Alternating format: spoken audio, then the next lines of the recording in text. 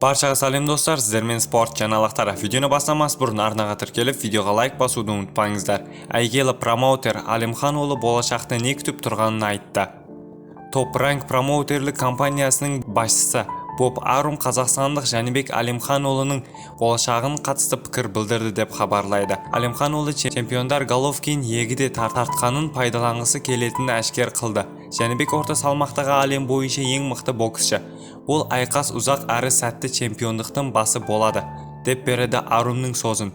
Еске салайық, мұның алдында Жәнібек британиялық Дензел Бентлимен 12 қараша Лас-Вегаста жекпе-жек өткізетінін хабарланды. Бұл Жәнібектің WBO белбеуін алғашқы қорғауы болады.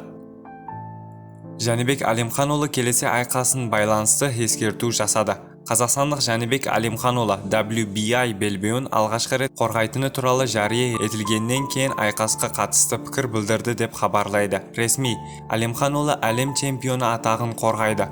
Вегаста көріскенше, қара көзілдірек киіп келіңіздер, өйткені мен жарқырап тұрамын. Қазақ стиль деп жазыпты Алимхан ұлы Twitter желісінде. Чемпиондар Жәнібек пен жекпе-жекте неге бас тартып жатқанын айтылды. Сіздермен спорт жаңалықтары болды. Арнаға тіркеліп, видеоға лайк басуды ұмытпаңыздар.